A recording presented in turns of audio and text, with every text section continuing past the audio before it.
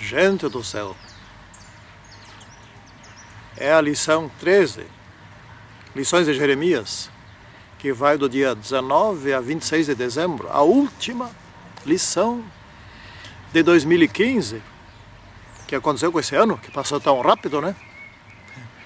Hoje é o dia 21 de novembro, estou dando uma olhada ali, o sol já está querendo se pôr, já são agora 18 horas e 15 minutos, mais umas 2 horas o sol se pôs. E está fazendo um clima aqui no sul muito agradável. Amanheceu hoje com 16 graus, ainda estamos na primavera. E um dia muito agradável, um sol bonito. Parece que foi um dia que nós passamos no Jardim do Éden, né? Estou aqui no meio do gramado, temos aqui um gramado bom, bonito, no meio das árvores, pronto já para fazer um pequeno debate sobre a lição número 13. Santíssimo e poderoso Deus, abençoe esse estudo, o último estudo com relação a Jeremias, que aprendemos muitas coisas. Todos aqueles, ao longo de todo o tempo, que se dedicaram a Ti e que defenderam a verdade, enfrentaram oposição. Em épocas, essa oposição era mais forte, outras épocas nem tanto. E agora nós estamos indo para o finalzinho dos tempos de pecado, em que a oposição será extremamente forte, de dentro da igreja e de fora. Que nós possamos permanecer firmes e em pé, em nome do Senhor Jesus Cristo. Amém. Então aqui estamos falando sobre Jeremias, as lições, o que aprendemos, afinal de contas, de toda essa história aí do sofrimento de Jeremias, né? Do quanto ele teve que enfrentar resistência por parte dos líderes judaicos, por parte dos sacerdotes. É admissível uma coisa dessas? Eu não admito nem que houvesse resistência por parte dos reis, não é? Mas muito menos ainda por parte dos sacerdotes, que oficiavam no templo do Senhor, e esses eram contra Jeremias. Não é de espantar que hoje muitos dos nossos ministros não aceitam porções de Ellen White. Até isso já estamos vendo, está acontecendo. Muitos e muitos. Mas nós temos que pautar por aquilo que o Senhor Jesus Cristo nos ensinou, em que é assim, está escrito, então é verdadeiro. Não está escrito, então estude bem para ver se tem fundamento. Por via das dúvidas, aceite o que está escrito. Só. O que para mim é assim, o que está escrito na Bíblia, eu não discuto. Mesmo que eu não entenda. Por exemplo, eu não consigo entender como é que Deus sempre existiu, como é que se explica isso, o que Ele fez antes da criação. Eu não entendo isso. Mas isso não me atrapalha em nada. Eu aceito, está escrito lá que Ele sempre existiu, portanto é assim. Enfim, eu sei muito bem que eu sou pequeno. Eu sou um ser humano, e ainda mais um ser humano bastante degenerado, com 6.000 anos de degeneração, e aqui surgiu a minha pessoa, né? Então, onde estaria a minha capacidade de explicar Deus? Se eu pudesse explicar Deus por completo, então Deus seria pequenininho, não muito maior que eu. Então, felizmente, Deus é tão grande que eu não consigo explicar tudo a respeito dele. E isso me dá segurança. Tanto que também sei que nós estudaremos sobre Deus e sobre o amor de Deus por toda a eternidade e não vamos completar o assunto. Isso me anima e muito. Ótimo. Então aqui eu quero começar com o rei Josias. Lembra do Josias? Que foi o último rei bom, aliás, foi o melhor rei de todos, né? Inclusive superior a Davi. Josias, ele assumiu o trono com com 8 aninhos de idade. 8 aninhos de idade. Então ele era ainda uma criança. Seu caráter estava ainda em formação. O caráter das pessoas continua em formação até pelos 14 anos. Imagine você o que Josias deve ter aprendido do seu pai Amon, que foi o pior dos piores. O pai de Amon, que foi Manassés, foi um péssimo. Ele ofereceu seus filhos em sacrifício vivo. Escaparam alguns, Amon foi um dos que escapou. Então, imagina o que Amon deve ter ensinado para Josias, né? Quando Amon morreu, mataram Amon, Josias tinha 8 anos de idade. Então, tenta imaginar que rei devia ser Josias, filho de Amon, neto de Manassés, que foi outro péssimo rei. Mas Manassés, pelo menos no finalzinho, se arrependeu. Mas Amon, não. Amon foi pior que Manassés. Então, que rei que devíamos esperar de Josias? Bom, Josias nem deu para Amon educá-lo por completo na sua maldade. Felizmente mataram ele antes, para não continuar sendo um péssimo pai para Josias. Aos 16 anos, Josias, ele percebeu que o templo estava muito feio, já faziam 300 e tantos anos que esse templo tinha sido construído. Algumas partes estavam apodrecendo, essas partes estavam caindo. Ele tinha que fazer uma reforma no templo. Eles falaram, vamos fazer uma reforma nesse templo. Isso foi uma ideia boa. Mas Josias não tinha ideia do que Deus queria. Josias não foi educado na palavra de Deus. Josias não sabia direito sobre Deus. E aí, fazendo a reforma do templo, ele disse, olha, gaste o que for preciso gastar, não prestem contas. Josias tinha umas ideias boas. Isso é um ponto. Aí, fazendo a reforma, sabe o que aconteceu? Acharam o rolo, o livro da lei, provavelmente é Deuteronômio. E aí, Ilquias leu e, nossa, o que está escrito aqui? Esse rolo era o que, segundo consta, o que Moisés escreveu. E leu, tem que ler isso aqui para o rei. Um grupo lá leu, levando para o rei ouviu aquilo ali, ouviu as ameaças, ouviu os pecados que não deviam fazer, etc. Ouviu as ameaças, o que iria acontecer, o rei rasgou suas vestes. Foi aí que Josias teve a sua aula, o ensinamento que ele devia ter tido do seu pai. Ele tinha 16 anos de idade, 16, um pouquinho mais talvez, né? Rasgou suas vestes, já está por volta de 18 anos, eu acho, e rasgou suas vestes, aí que ele aprendeu o que era Deus, porque não foi ensinado de criança. Mas aqui sobra uma lição para nós. Quando você descobre, quando eu descubro alguma coisa que está escrito, aí é a hora, e eu percebo que isso está confrontando com a minha vida. Se eu percebo que a minha vida está errada, que não combina com isso que está escrito, aí é a hora de rasgar as vestes. Não precisa sair rasgando a camiseta, as vestes, as calças, etc. Rasgar o coração, se arrepender, mudar, ali na hora, naquele ato, naquele instante. Foi isso que Josias fez. Esse era Josias. Né? E aqui agora nós estamos vendo aqui logo de início o renovo. Eu vou ler aqui Jeremias 23, versículo 5.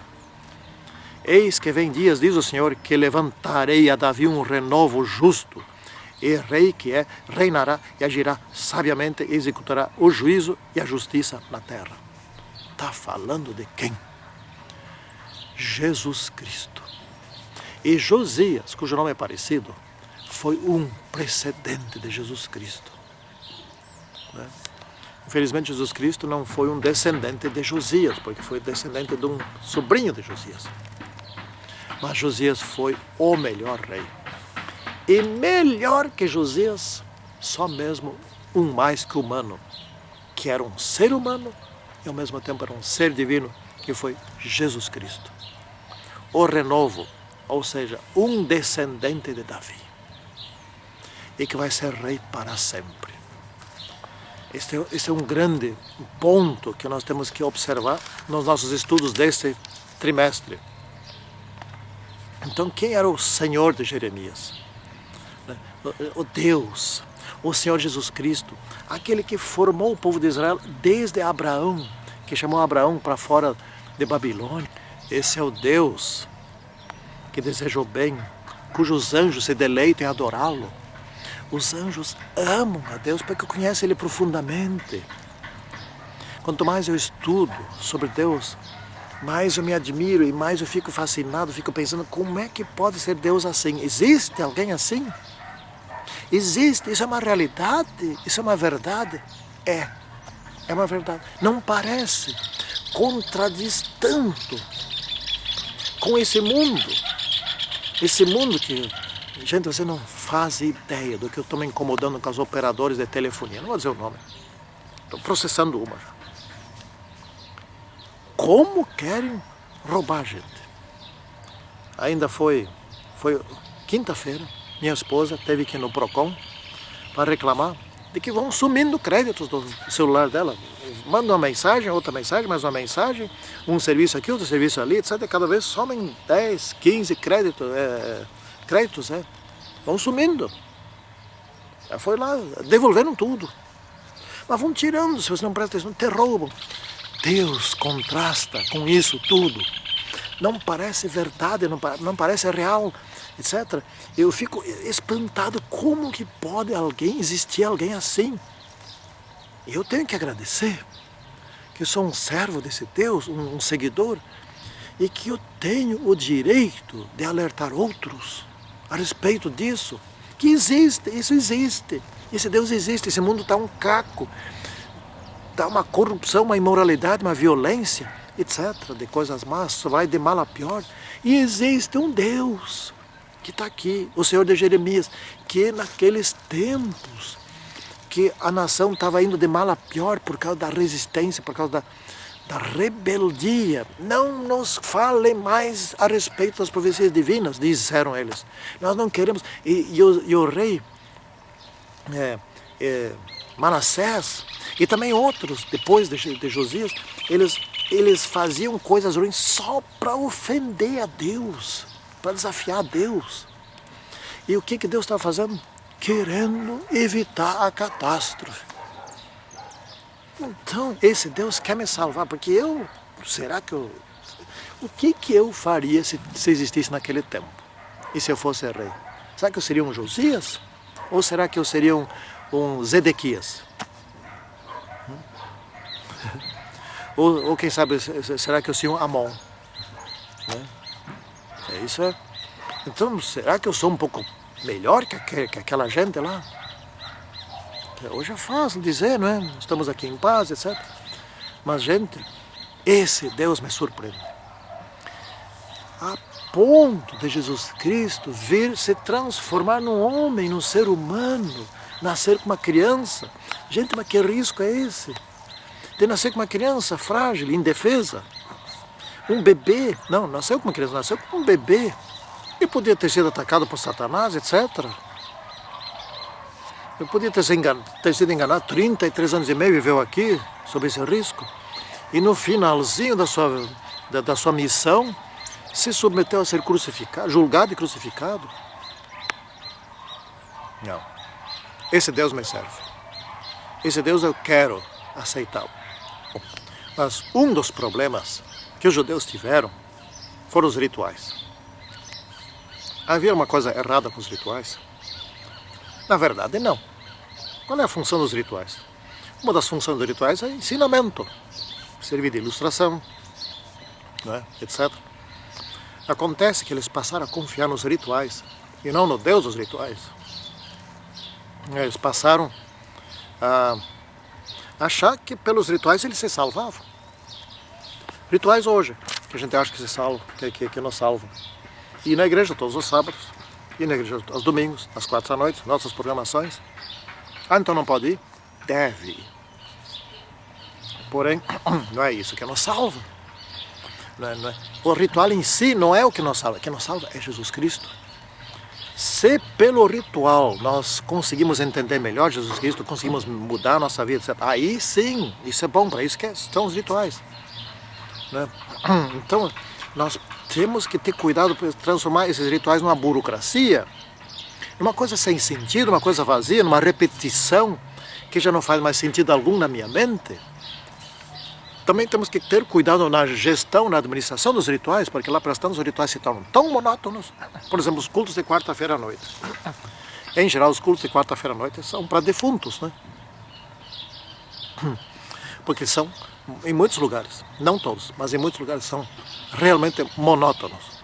Extremamente monótonos. Por exemplo, você chega lá, vai prestando, alguém se levanta, se canta um hino, se faz uma oração, se fazem pedidos e agradecimentos, se faz uma outra oração pelos pedidos e os agradecimentos, outro se levanta para fazer uma pequena palestra, que às vezes é uma coisa bem nada, que não contribui, daí canta mais um hino e faz mais uma oração e todos vão embora. Aguente-se uma coisa dessa, né? Aguente-se uma coisa dessa. Temos que ser mais criativos. Gente, o que é isso? Isso é a igreja de Deus. Deus é tão criativo, olha atrás de mim, as flores, as plantas, etc. Eu estou olhando aqui para frente, que coisa mais linda que tem aqui, árvores. Essa é a criatividade de Deus. Nós não temos que ser criativos de copiar dos outros, como eles lá que iriam sempre copiar dos cananeus. Não temos que estar copiando a música dos outros, a música gospel dos outros, a música batida dos outros. Nós temos que ser criativos, nós, originais, em cima dos princípios divinos. Podemos inovar, devemos inovar. Temos que mudar, temos que acrescentar coisas, temos que ir mudando tudo, mas temos que ser originais. Não está copiando dos outros. Esse foi sempre o problema do povo de Deus, copiar dos outros. Naqueles tempos antigos eles copiavam a idolatria. Hoje nós copiamos a idolatria do mundo, que eu já vou falar um pouquinho sobre isso. E a música do mundo, tem que ter música batida do mundo dentro da igreja, senão não é música, não é? Gente, nós temos que ser mais originais para acabar com essas formalidades, essa burocracia dentro da igreja que torna a igreja extremamente monótona, que só suporta aqueles que não se importam. Eu, por exemplo, não aguento a monotonia. Bom, então a religião do coração. Vamos indo aqui, estamos já na terça-feira. O que trata a lição desse dia?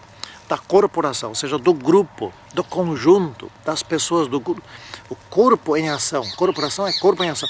O corpo do conjunto das pessoas em ação, né? Então, não é impossível que um sozinho se salve, mas é muito difícil. Também não é o conjunto que se salva. O conjunto nos dá força, nos dá o ânimo, nos dá o prazer, a alegria de termos um grupo, de termos uma referência, de termos uma sociedade. Deus nos criou seres sociais, né? Somos seres humanos, racionais e sociais. Nós precisamos estar em conjunto. Nós precisamos das pessoas. Isso é a função da igreja, a corporação da igreja. Mas não é a corporação que nos salva. Somos nós, indivíduos, que nos salvamos. Em Jesus Cristo. A corporação nos fortalece. Nós estudamos debatendo na igreja, debatendo uns com os outros, trocando ideias, fazendo atividades em conjunto, que é muito mais rentável e eficaz do que fazer sozinho. É como eu falei no início.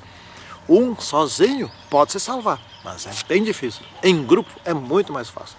Essa é a função da igreja, da religião. E no coração quer dizer o seguinte: nós temos que ter os princípios de vida na nossa mente. Deus tem que transformar nossa mente por meio desses princípios. Por exemplo, um dos princípios, o principal de todos, é o amor. Então nós temos que aprender a amar uns aos outros. Isso não está fácil. Isso está muito difícil, né? Bom, vamos indo. Aqui eu quero falar ainda um pouco sobre os ídolos. E a idolatria hoje, a idolatria moderna. A idolatria daqueles tempos não vou falar mais, que já debatemos tanto, né? Mas o que é idolatria hoje? Bom, ninguém mais se ajoelha diante de um pedaço de pau, de um pedaço de ferro, um pedaço de madeira, ou de pedra, ou de concreto, ou de gesso. Do povo de Deus, não. Mas nós não ajoelhamos mais. Nós agora não precisamos ir mais em um lugar, num ambiente, num conjunto, numa corporação, num prédio, numa sala, se ajoelhar diante de um ídolo. Isso nós não precisamos mais. Hoje tem ídolos mais sutis. A idolatria hoje é muito mais sutil. Por exemplo, a idolatria do corpo. Então, lá pelas tantas, eu fico fanático, eu quero ter músculos fortes, eu quero ter uma aparência forte, eu começo a fazer algumas modificações no corpo, eu começo a tomar anabolizantes, começo a malhar, gastar horas malhando, etc. O que eu faço? Algo que é bom, que é o exercício físico, que eu tenho que fazer, né? Que Deus fez o corpo para se movimentar, etc., eu transformo num exagero. Então, eu pego algo que é bom, que é positivo, e transformo isso num Deus. E passo a confiar nisso, eu passo a gastar exageradamente tempo nisso. Né? Então, eu transformo isso num Deus. Ou na próxima começo a pintar o cabelo, já estou ficando com o cabelo branco. Deixa ficar branco, Deus gosta do cabelo branco. Aí eu começo a pintar os cílios, começo a pintar as unhas, começo a pintar isso, começo a aquilo, começo a achar que tem que só usar roupa de marca, super cara, etc. Transformei essas coisas num Deus. Né? Ou então, como professor, lá prestando, começa a estudar, isso está muito mais do que é o equilíbrio, né? Do que o bom senso. Então começa a sacrificar a saúde, começa a sacrificar o tempo com os familiares, começa a sacrificar o tempo com a igreja, com o estudo das coisas da igreja, e só estudando coisas da minha profissão. Eu transformei isso num ídolo. E assim vai. Né? As novelas, tem gente que fica dependente disso, nem deve assistir nenhuma, mas ou filmes de ação, filmes de terror, filmes imorais, vídeos desse tipo, ou então coisas de distração, etc. Lá pelas tantas se torna, isso vira tudo Deus. Essa é a moderna idolatria. Né? A moderna idolatria te permite que você tenha uma igreja, te permite que você faça trabalho missionário, te permite até que você dê estudos, etc. Tenha pequeno grupo, todas essas coisas. Você pode ter tudo isso e deve ter. Assim pensa a idolatria moderna. Satanás pensa assim.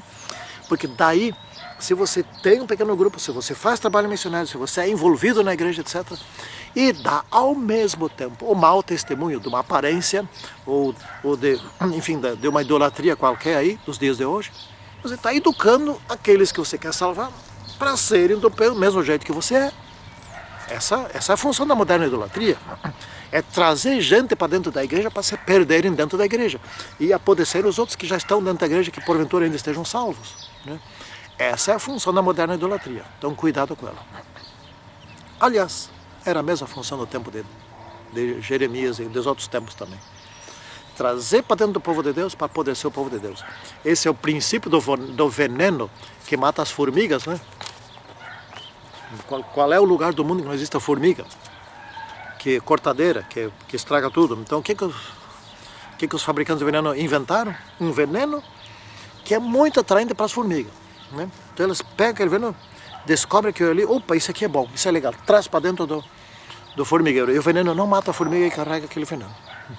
Leva lá para dentro, lá ele começa a se transformar, ele começa a se fermentar, etc. E dali a pouco morrem todas as formigas. Esse é o princípio que Satanás usa para matar a igreja. Né?